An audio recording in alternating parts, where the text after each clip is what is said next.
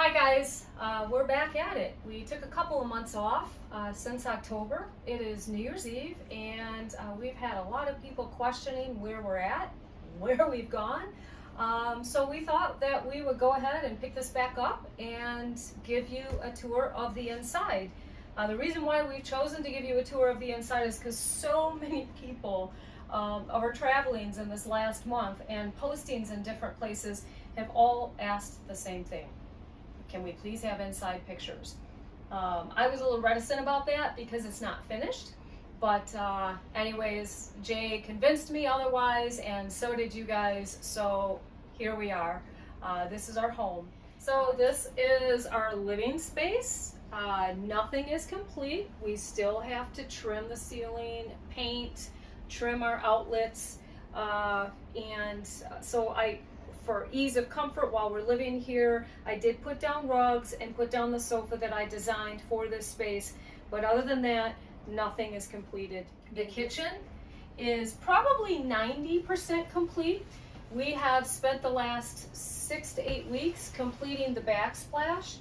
That's been a challenge. The large format tile we thought would be easier is actually proven to be more difficult. We are going to take a little bit of time to finish this still because we are on New Year's Eve and the temperature's been so cold that it's been difficult to run the tile and we have no sheltered place to cut while we're doing that. So we're going to take a little bit of break on that. This is a fully functioning kitchen. The only thing that I had to sacrifice on, and that I did sacrifice on, aside from space, is I had to make a choice as somebody who loves to cook and bake. Did I want a dishwasher or did I want a full-sized stove and cooktop? I chose to keep the dishwasher, and then I did a cooktop, a portable induction cooktop, and a Cuisinart countertop oven, which we're able to store away and keep the countertops clear and beautiful. And they do everything and more. And what I love about it even more is in the fall I was able to actually cook everything outside. So that was probably one of the best choices that we made when it came to the kitchen. We have our pantry, everything. I have it's a counter depth refrigerator, but it's a full-size refrigerator. I've got amazing drawer space, cabinet space. So this kitchen here, this area here, you see these dowels coming out of the wall, and this is because we're doing open shelving. The window is down. I did that for two reasons. I knew the shelf was going to go all the way across the top to allow us to have shelving and storage space all the way up there. We still have our whip coming out, and I haven't decided how I'm going to handle that yet until the shelving gets in for the light coming down. And I wanted to run my countertop straight into the window to maximize 2 inches into 5 inches, and you wouldn't think, but it makes a big deal, a big difference. We still have to finish our trim around the countertops. We still need to grout, and once we grout and get all of our backsplash plates in, it'll be completed. This is probably one of my favorite purchases. It is a bypass door, or a slider door, and we spent a little bit more money, but it has the lights. I was worried about the silhouette because this is the bathroom here, that when the lights are on, you might see through there, but we did test it, and unless Jay's telling me a fib, you can't see the silhouette. It is very modest, but it allows light to filter through. So this is our vanity. Don't mind the mess here. We have not completed our closet. That's our next thing on the agenda, so everything is cluttered here, but I did 3 mirrors here, and if you've seen the previous video, you'll know why. This helps just reflect the light back because this is such a tiny space. We're going to finish this space off with a barn door, and I'll have a mirror attached to this barn door. That I have 2 of them, and they will bypass one another and sit right here, so as not to close off the entire space, still give it its feel of openness, but obviously when you need privacy, you have it. And I wanted another mirror here just because it's good to do your hair. And so then I'll have everything I need. And I know Jay's really excited about that part, so he can get his hair done in that mirror. Our shower, it's the perfect size. The shower head, everything, the colors are timeless and pleasant. I have a wonderful niche right here that is, I love the herringbone tile on the floor and just the basic white on the walls. I love the linear drain, everything about this. So our next big project is the closet. As you can see, this drives me nuts, and I know it drives Jay nuts too.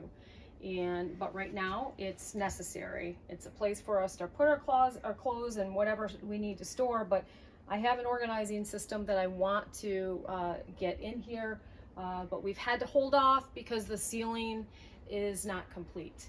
And we can't complete the ceiling until our plumbing is absolutely complete. And once that's done, we'll be able to put insulation in the ceiling and finish it like you saw in the living space. We are sleeping here. Well, somebody is, at least. You can see that we still need to finish our niches and things like that and trim everything out and of course paint. But at this stage, this is, we are sleeping on the floor. We will put our bed in, our frame in here, but we're holding off again until we get the ceiling done, because one of the largest challenges in a shipping container and in tiny home living is once something's in place, it's really difficult to remove it. So you need to have it flexible. Putting a bed in here right now, or a bed frame, would really make it difficult for us to complete the space that we need. So we are crawling up and down off the bed, and you know what? It's kind of an adventure. So we don't mind it at all. And washer and dryer is, this is a must-have, need to. I worked this into the area. Once we get the bed up off the floor and I get my shelving up there, all these things that you see that feel like clutter, they're going to go away. I will have beautiful wicker baskets that I've already ordered that will be intentional in their spacing, and then we can trim everything out as it's intended to have it complete. I hope that this gives you a really good feel for what living in a shipping container home is. This is a standard 8 by 40 high cube.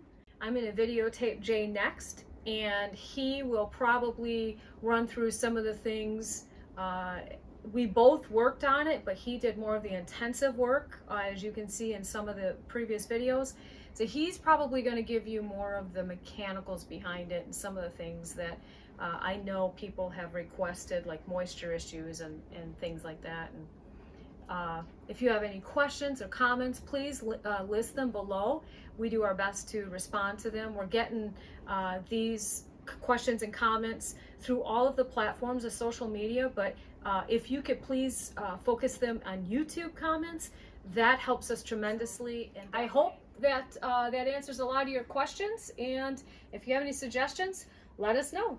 Hi guys, so this is our inside tour to our new home, and as you can see, it's not finished yet, but we're in the process of trying to get the finishes done. And anybody that's done any building or done any you know, home remodel knows that it's the finishes that take the most time. So that's kind of where we're at. We're getting down to the wire where we're getting a lot of finishes that need to be done, and working our way back. You can see the tape on the ceiling. The one thing I can say, if you ever buy a shipping container and you plan to finish it inside, I didn't think the dents, I saw dents in the walls and in the ceiling, but I really didn't think it was going to play into the construction as much as it was, because we were planning on maybe doing things a little bit different and using spray foam insulation. As it is, because of insulating in the dead of winter last year, or this year I guess, we went with a different route with a preformed insulation for shipping containers. And anywhere that there is a gap, you'll get condensation between your insulation and between the steel. And because of the dents in the ceiling and the dents in the walls, we weren't able to get a perfect fit with this insulation, with the preformed insulation. So we had some air gaps, and we ended up with some condensation up there, especially in the ceiling. So I spray foamed all the joints.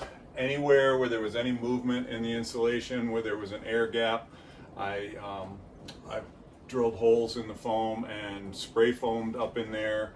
I spray foamed all the gaps and then taped them all with HVAC tape, and then we're going to insulate in there.